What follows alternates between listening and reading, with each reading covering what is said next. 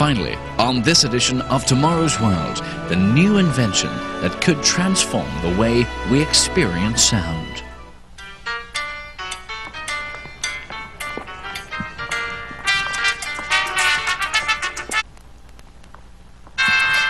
You may be tempted to adjust the volume on your TV set, but don't. Because the only people who could hear the music are these dancers. That's because they're standing in their own personal sound beam pointed at them, just like a beam of light. And it's only when our camera with its microphone moves into the path of the beam that it can pick up the music. We're used to the idea that loud sound spreads uncontrollably, but here, for the first time, we're actually controlling the location of sound.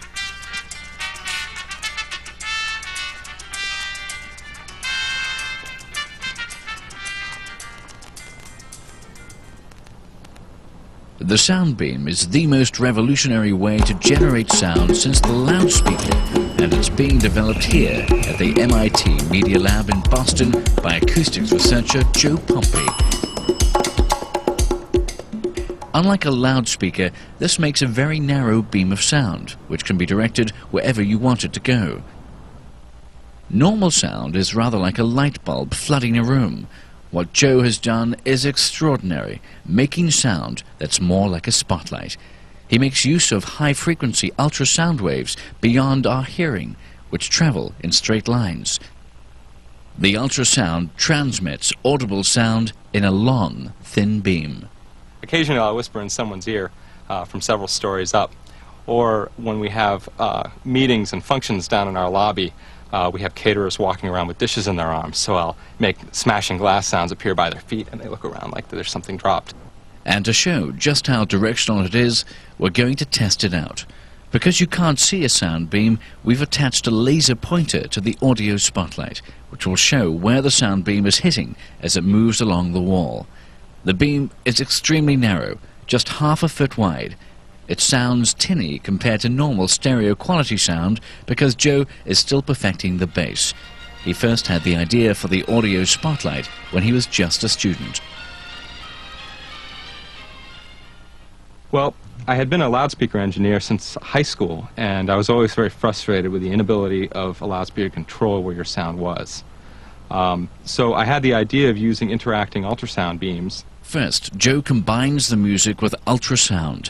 This roughly recreates the complex wave patterns of the music, but at a much higher frequency that can't be heard.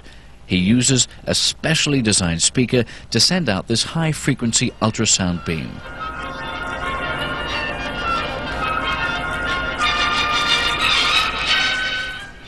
Physical properties of the air distort the beam and break it apart as it travels.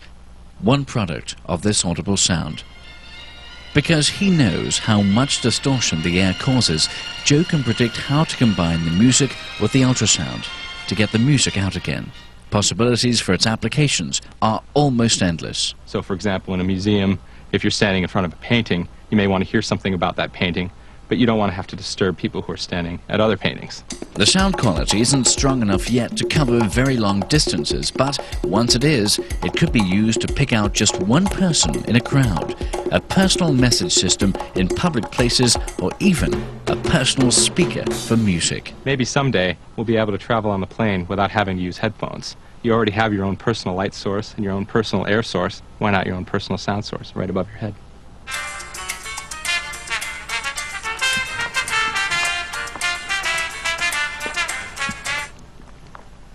If the audio spotlight catches on, it could transform everyday life, bringing peace and quiet to otherwise noisy places.